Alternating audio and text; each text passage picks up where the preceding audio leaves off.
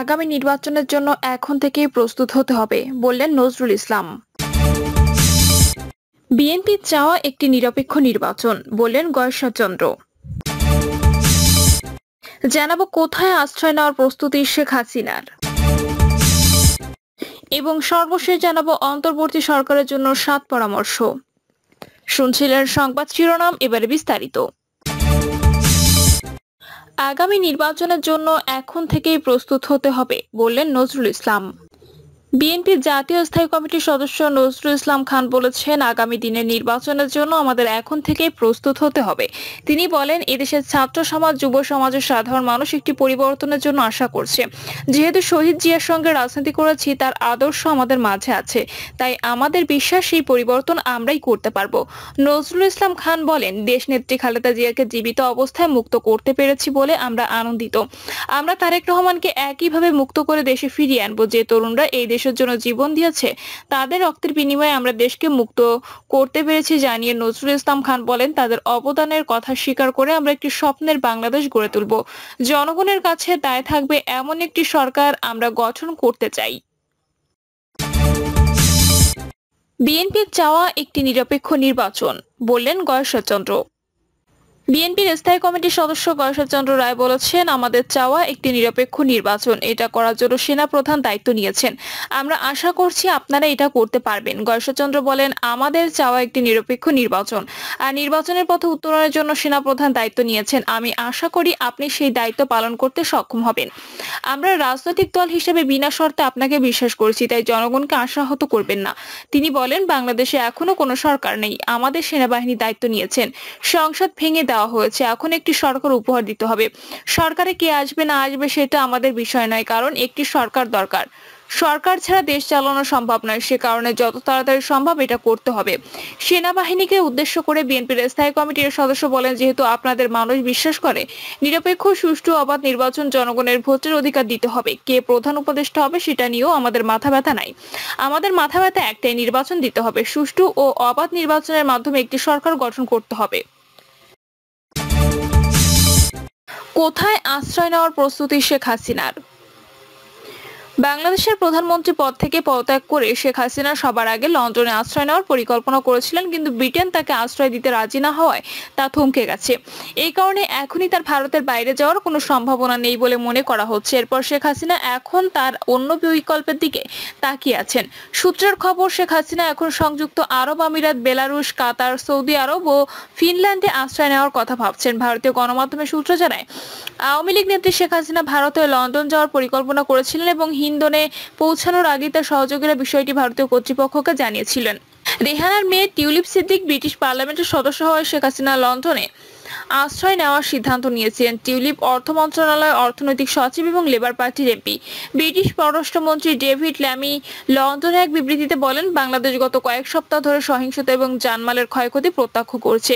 দেশের জনগণ ঘটনাগুলি জাতিসংঘের নেতৃত্বে একটি পূর্ণ ও স্বাধীন তদন্তের অধিকারী। যুক্তরাজ্যের নিয়ম অনুসারে দেশের বাইরে থেকে আশ্রয়ের জন্য আবেদন করা সম্ভব নয় এবং সমস্ত আশ্রয়ের দাবিগুলো কেস বাই কেস ভিত্তিতে সাবধানে বিবেচনা করা হয়। অন্তর্বর্তী সরকারের জন্য 7 পরামর্শ। শেখ হাসিনা পদত্যাগ করে বিদেশে পাড়ি জমিয়েছেন পারিবারিক স্টেক হোল্ডারদের নিয়ে। তিনি ও তার পরিবারের স্টেক হোল্ডারগণ অংশীজন, যারা হাসিনার অবৈধ ক্ষমতার ও লুটের এখন ভারতের একটি জায়গায় অপেক্ষা করছেন কোন দেশে তাদের আশ্রয় দেবে সেই জন্য। ইতিমধ্যেই তাদের আশ্রয়ের আবেদন ব্রিটিশ সরকার প্রত্যাখ্যান করেছে। টিভি নিউজের স্ক্রলে সেই খবর আমরা দেখলাম। একটি অসাধারণ সিদ্ধান্ত নিয়েছে আমাদের সেনাবাহিনী। গণ অভ্যুত্থানকে রক্তপাতহীন করতে তাদের সামরিক শক্তির ভূমিকা বিশেষ অবদান রেখেছে। অনেকেই ভেবেছিলেন যে সামরিক শাসন জারি হবে এবং তারাই ক্ষমতায় আসবে। অতীত অভিজ্ঞতা সেই কথাই আমাদের শুনিয়েছে, কিন্তু আমাদের সেনাবাহিনী ওই দখলের মধ্যে না গিয়ে জনগণের প্রতি তাদের দায়িত্ব ও কর্তব্য এবং দেশপ্রেমিক ও সংস্কারপন্থী শিক্ষার্থীদের অবদানের প্রতি শ্রদ্ধা দেখিয়েছেন।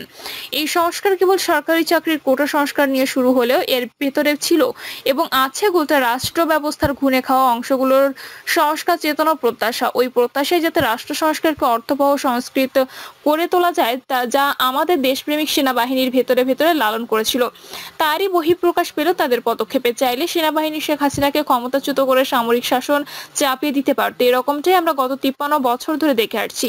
কিন্তু আজকে সেনাবাহিনী সেই লিগেসি গ্রহণ না করে জনগণের প্রতি তাদের দেয়া প্রতিশ্রুতি ও দায়িত্ব কর্তব্য পালনের দৃঢ়তা দেখালো। সামরিক আইন জারি না করেও যে ছাত্র জনতার দাবি আদায়ে অনন্য সাধারণ পদক্ষেপ নেওয়া যায়, বর্তমান সেনা প্রধান ওয়াকারুজ্জামান সেটা প্রমাণ করেছেন। এখন কোনো সরকার নেই বললেই চলে। সব অফিস আদালত খুলে দেয়া জনমনে একটা স্বস্তি এসেছে। সেই স্বস্তি আর রাজনৈতিক অস্বস্তির ফোকর গলিয়ে কিছু খারাপ লোক নানা গুজব ছড়িয়ে পরিস্থিতিকে ঘোলা করবার চেষ্টা চালাচ্ছে।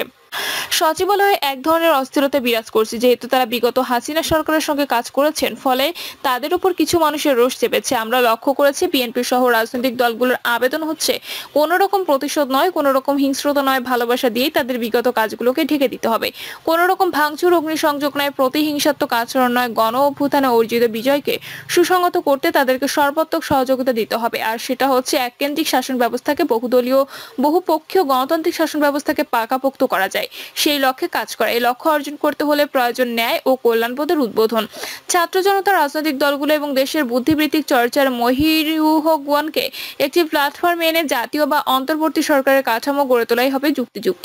আমরা বিবেচনা করি সামরিক বাহিনী যখন ক্ষমতা দখল না করে একটি স্বাভাবিক গণপরিবেশের কাঠামো গড়ে তোলার আয়োজনে ভূমিকা রাখছে, তাই তাদেরকেও এই অন্তর্বর্তী সরকারে রাখলে ভালো কিছু অর্জিত হবে। কারণ তারা কেবল শিক্ষিত প্রতিশিক্ষিত নয়, তাদের রয়েছে বিশেষ রাজনৈতিক চেতনার পরিশীলিত ও সামরিক চেতনার সমন্বিত রূপ। তারা আমাদেরই ভাই বন্ধু বা সন্তান, তারা আমাদেরই সমাজের সাংস্কৃতিক পরিবেশে বেড়ে উঠেছেন। তারা আমাদের গণতান্ত্রিকতার মূল্য উপলব্ধি করতে পারবেন। রাজনৈতিক দলগুলোর মধ্যে যতটা না মিল মহব্বত আছে, তার চেয়ে আছে দ্বিমত নিজেদের সামনে তুলে আনার একগুঁয়েমিও। এই ধরনের গোয়ার্তুমি পরিহার করে সবাই মিলে যদি অন্তর্বর্তী সরকার কাঠামো গড়ে তোলা যায়, তাহলে ভবিষ্যতে রাষ্ট্র কাঠামো সংস্কারের রাজনৈতিককরণ নতুন প্রেরণা পাবেন। আমি ছোট করে এই কাঠামোর একটি রূপ বলতে চাই। 3 থেকে 6 মাসের মধ্যে নির্বাচন দিয়ে গণতান্ত্রিক সরকার গঠন করা যেতে পারে।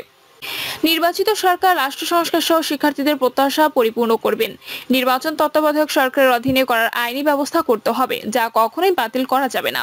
কেবল খাতা কলমে নয়, নির্বাচনকে রিগিং মুক্ত করতে হলে আইনের ব্যবহার করা জরুরি। জনবিরোধী ও দেশের ক্ষতি হয় এমন আইন ও মানবাধিকার খর্ব বা লঙ্ঘন হয় এমন আইন বা কাজ করা যাবে না। গণমানুষের প্রতি ন্যায় ও সমমর্যাদা রক্ষা ও কায়েমের জন্য পুলিশের নৈতিক উন্নতির চর্চা এবং তাদের মানসিক চেতনার বিকাশ অতি জরুরি। আইন শৃঙ্খলা রক্ষাকারী বাহিনীকে সরকারের অন্যায় ও দলীয় স্বার্থে ব্যবহার করা যাবে না। বর্ডার গার্ডকে ভিন্ন মত দমনের রাজধানী সহ কোনো শহরের আনা যাবে না। সামাজিক ন্যায় কায়েম করতে হলে প্রশাসনের গলদ ও মানসিকতারও পরিবর্তন করার পদক্ষেপ নেওয়া জরুরি। কারণ আমরা দেখেছি রাজনৈতিক সরকার দলীয় পেটুয়া প্রশাসন গড়ে তুলে অন্যায়কে ন্যায় হিসেবে চালিয়ে দিয়ে দেশ ও জনগণের ক্ষতি করেছেন। এছাড়াও বহু স্পর্শকাতর বিষয় অনুল্লেখ রাখা হলে যা দুর্নীতিকে পল্লবিত করতে সহায়ক, সেগুলোর মূল উপড়ে ফেলতে হবে।